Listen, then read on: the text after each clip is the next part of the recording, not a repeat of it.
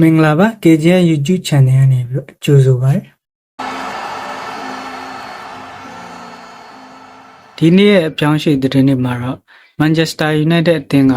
သူတို့ရဲ့ဂိုးသမား Onana နေရာကိုအစားထိုးခြင်းနေပြီးရခိုင်သတင်းတွေမှာတော့ Espanyol ဂိုးသမား Joan Garcia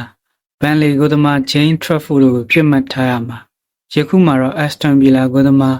Emi Martinez ကိုပြောင်းလဲခေါ်ယူဖို့စဉ်းစားနေပါတယ်ဒါအပြင်တိုက်စစ်ကစားသမား Rafford အတွက်ပေါင်တန်း40သတ်မှတ်ထားပြီးအငှားခေါ်ယူတာမျိုးအလိုမရှိပဲအပြည့်သက်ရောင်းချမယ်လို့ဆိုပါတယ် United ရဲ့နီးပြအောင်ဖြစ်တဲ့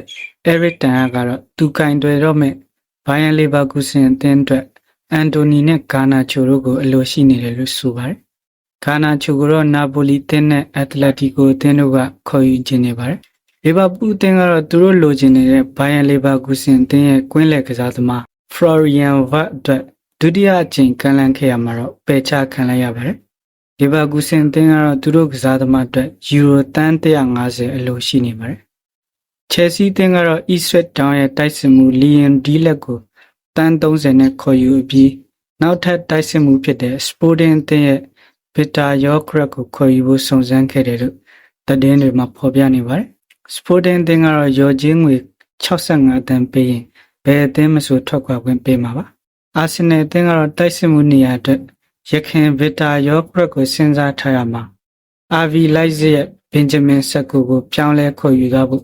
ပြစ်မှတ်ထားနေပါတယ်မန်စီးတီးအသင်းကတော့သူတို့ရဲ့ကွင်းလယ်ကစားသမားဖြစ်တဲ့ကယ်ဗင်ဒီဘရိုင်းနာနေရာအတွက်အေစီမီလန်အသင်းရဲ့နယ်သာလန်ကွင်းလယ်ကစားသမားဘရိုက်တာကိုခေါ်ယူနိုင်ပါပြီပြောင်းရွှေ့ခြင်းအနေနဲ့ယူရိုတန်း80ဖြစ်ပါတယ်ဒီဘရိုင်းကနာပိုလီအသင်းကိုပြောင်းရွှေ့သွားပါပြီ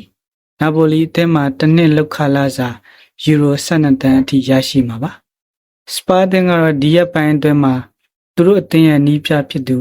အန်ပေါ့စလိုဂကလူကိုယာဒူကထုတ်ပယ်တော့မှာပါ